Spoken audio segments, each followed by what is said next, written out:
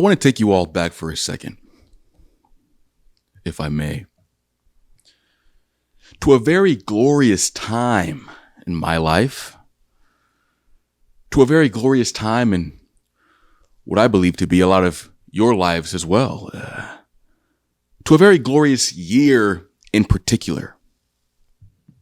The year 2007, where my family and I decided to embark on a little vacation to Orlando, Florida, to visit the world famous Universal Studios, as well as Disney World or Disneyland, whichever park is in Orlando. We take this journey with the objective to enjoy ourselves, to let loose, to experience a week in a city that was foreign to us.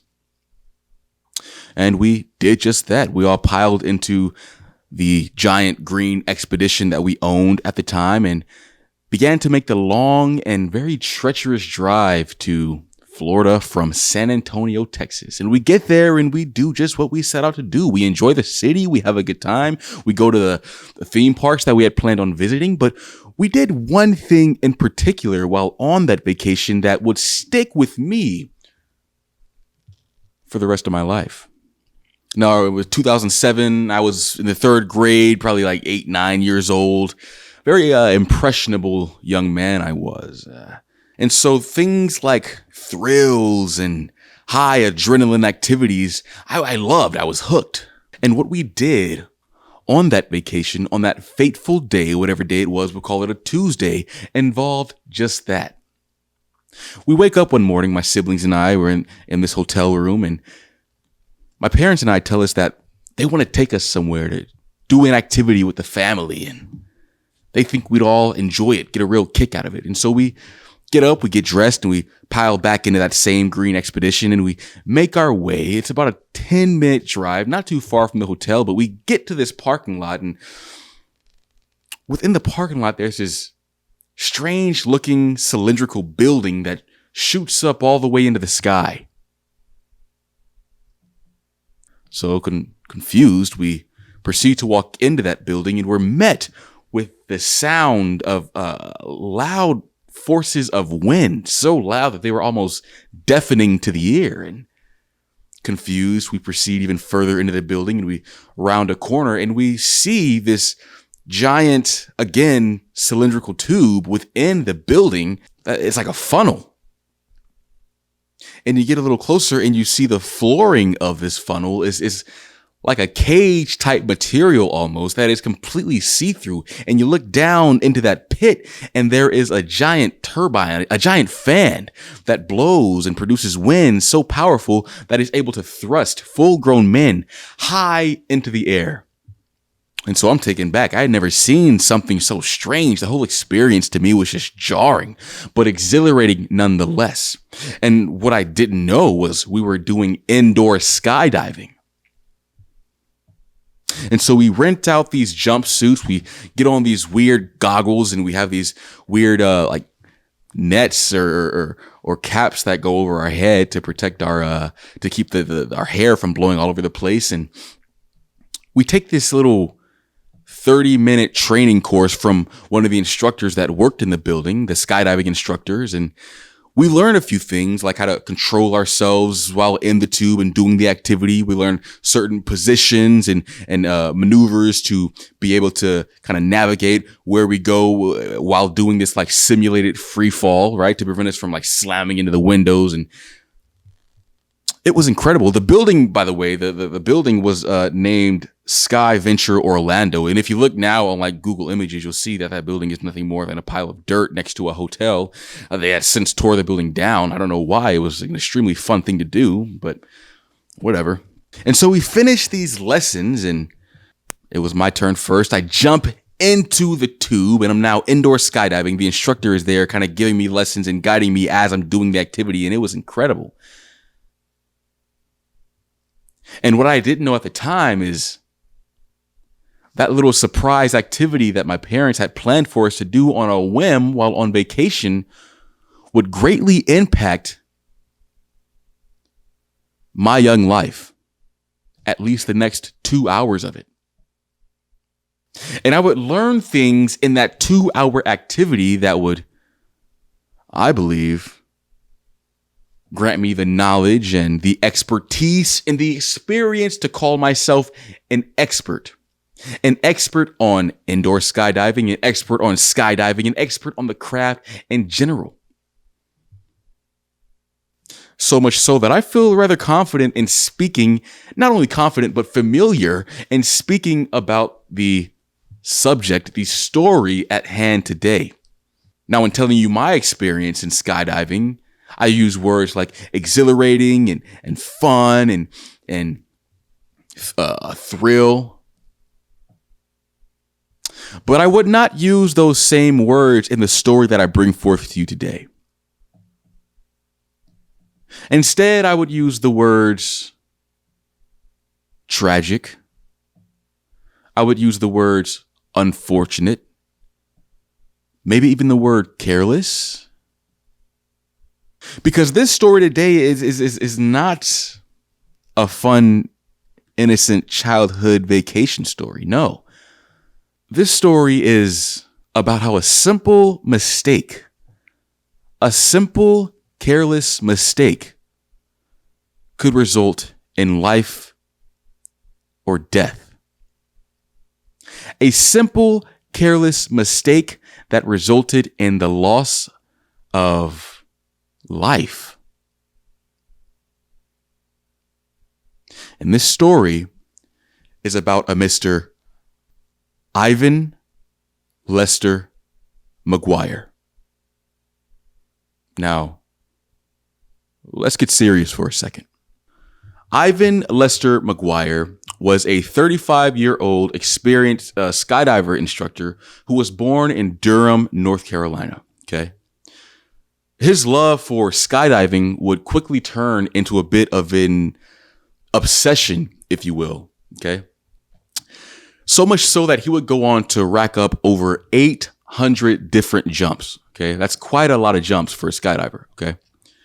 And through these jumps and the amount of experience that he gained in the craft of skydiving, he was able to become a certified skydiving instructor.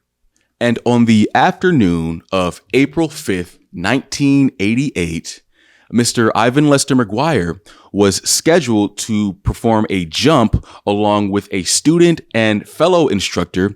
And Ivan was going to film the entire ordeal.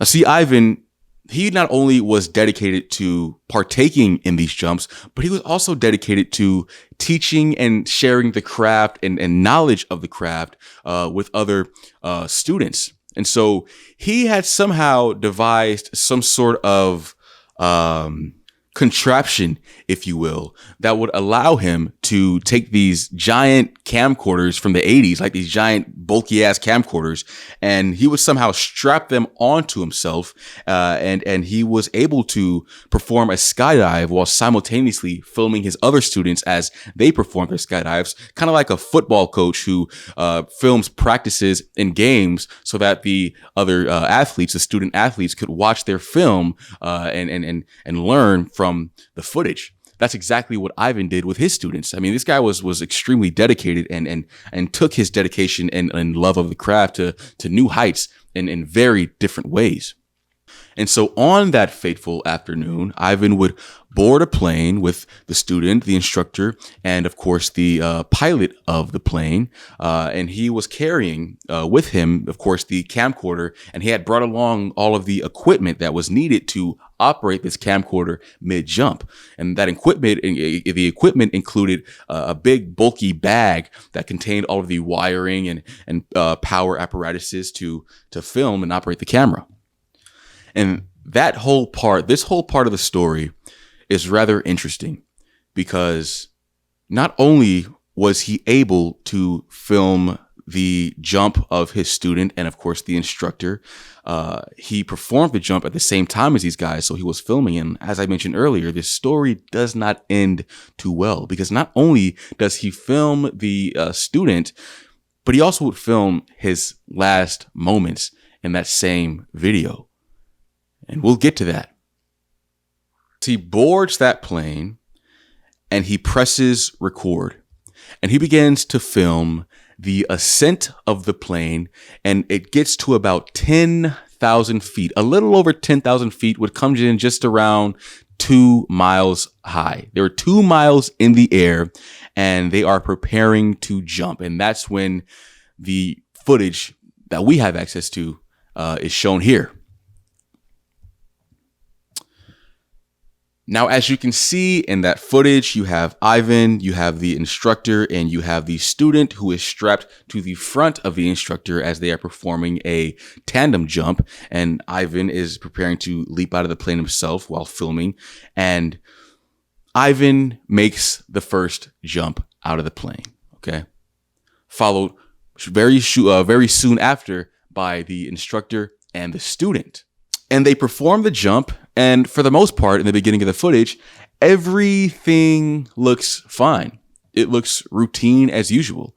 And Ivan is getting this amazing footage of their incredible descend down to the earth, and everything is looking hunky-dory, right? And that is when the instructor pulls on the cord, releasing the parachute that is strapped to their back, and they quickly ascend upward out of the frame as that parachute fills up with air, thus slowing their fall, while Ivan continues to film and descend rapidly towards Mother Earth. Shortly after that, at a certain point in that footage, you see that Ivan decides that, all right, it's time to go ahead and deploy my parachute. We've got enough good footage of the drop here, enough for them to take back to the lab and study. My work here is done. And he yanks on the cord to his parachute. The cord that is not there. There is no cord on this parachute because there was no parachute. You see, when Ivan had boarded that plane, he was carrying, of course, all of the equipment needed to make the jump, right? That the goggles, the funky little bandana type thing that they wear over their head, of course, the jumpsuit and the camera. And as mentioned previously, in order to carry all of this equipment for that camera, Ivan would have to bring with him a backpack, if you will.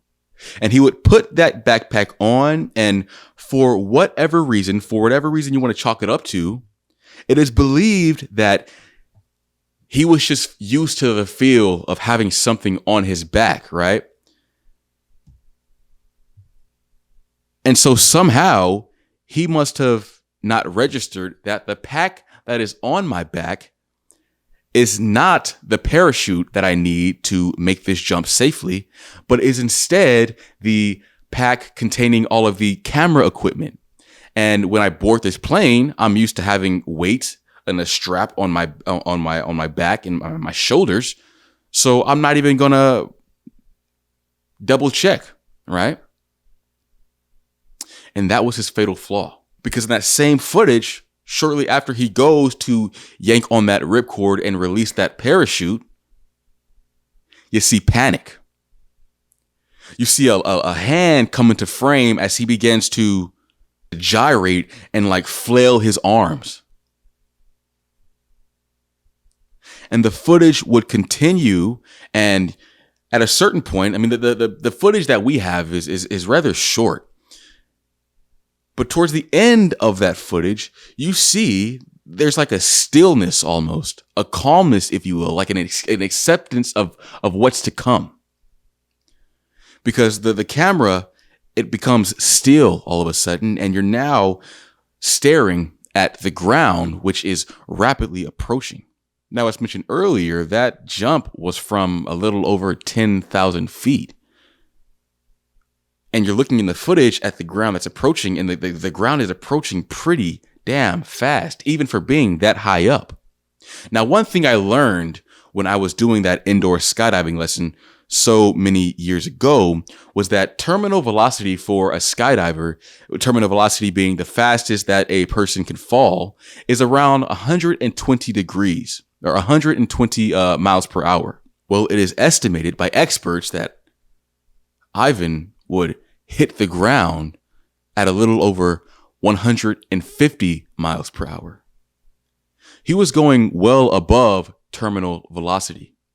See, when you're skydiving, there are a number of positions that you could take to sort of navigate your way to the ground and maintain your control while in a free fall.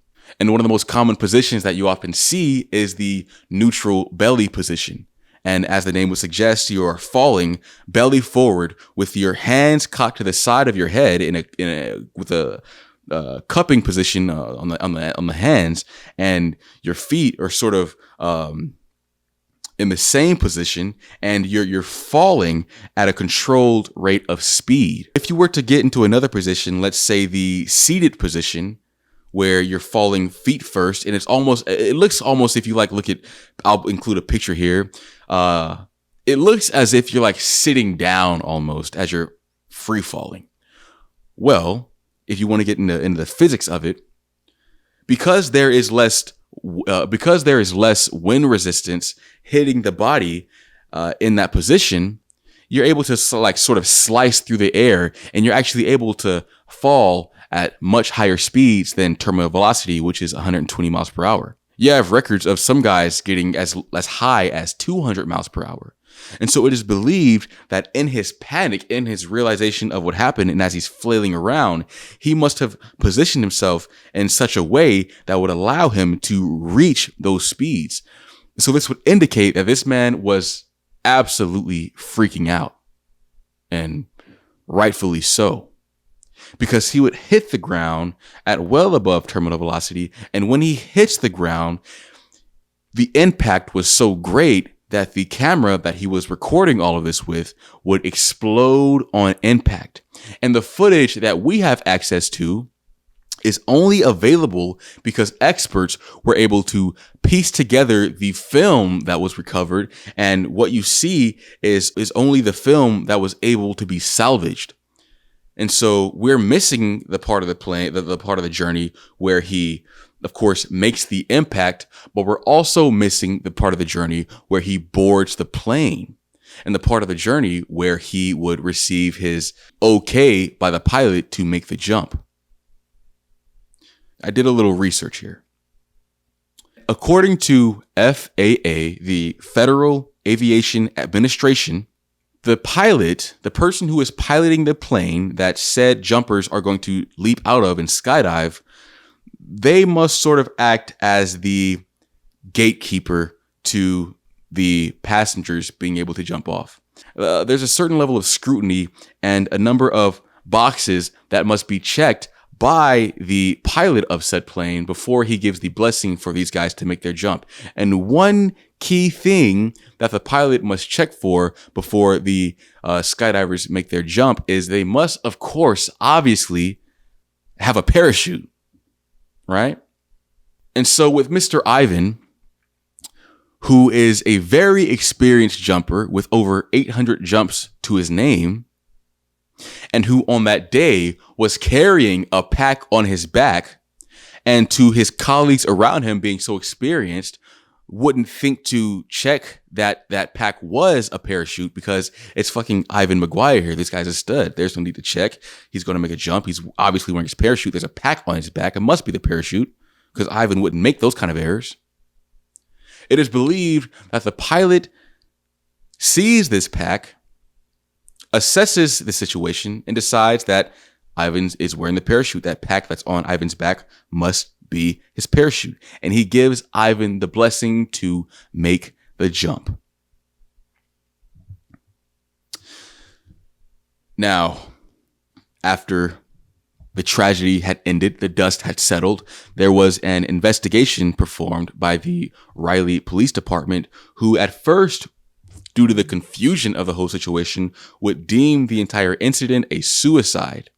But after a little further investigation, the cause of death was deemed an accident. But I want to leave this story kind of open-ended, open to your interpretation. Because there is no pretty ending. There is no real conclusive ending to all of this. I mean, the footage was destroyed and what we're able to piece together was very key, but it does not tell us exactly how things happened. And so I want to leave it to you guys. Get in the comment section and let me know, what are your thoughts? Was it suicide? Was it just a careless mistake performed by an extremely experienced skydiver?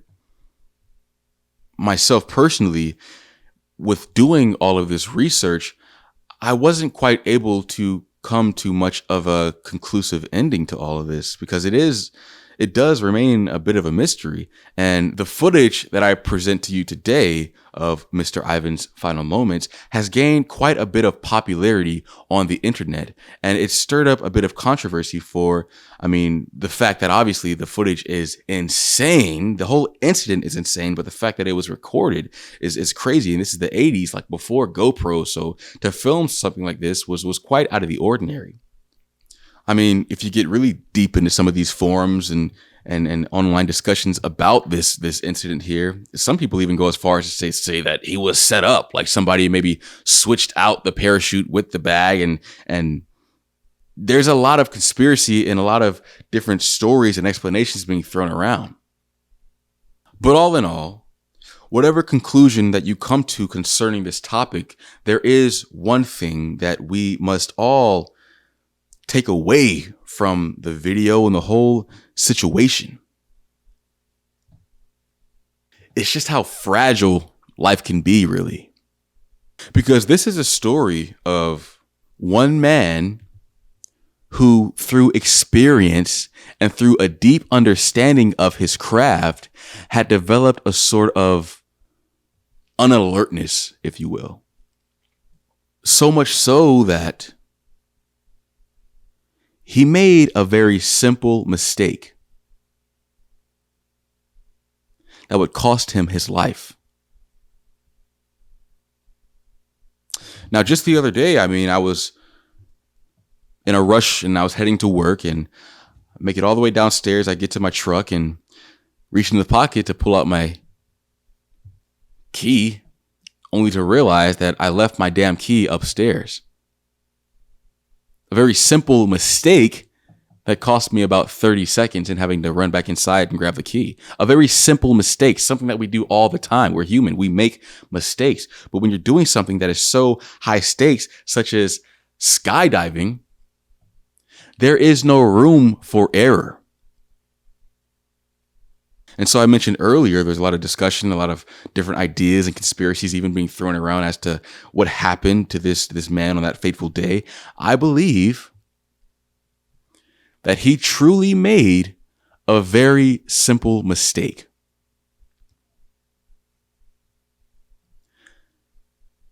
Not only was this simple mistake made in the most high-risk scenario, but it was filmed. And that's why this footage is so disturbing. It's so jarring. Because we're able to see what happens in real time when a simple and careless mistake is made in a very high stakes, high risk situation. So if we learn anything from this, it's to be very thoughtful in your everyday life. A trip to the grocery store, a family vacation, a high thrill activity such as skydiving could, in an instant, become deadly if you refuse to practice in your everyday life a bit of thoughtfulness, a bit of diligence, and a level of alertness. Because all it takes is a simple mistake. And that is the story of a Mr. Ivan Lester McGuire. I thank you all for tuning in to another episode of The Midnight Show. If you made it this far in the video, I greatly appreciate it. If you are new to the channel, welcome. If you are a consistent viewer, welcome back. Had a lot of fun researching and filming this video. I look forward to putting up more content next week. But in the meantime, you guys get down in the comment section. Be sure to let your boy know what you would like to see next. Be sure to like and subscribe as well, and I'll keep doing my thing. But in the meantime, I bid you all a farewell, and we'll see you then. Peace.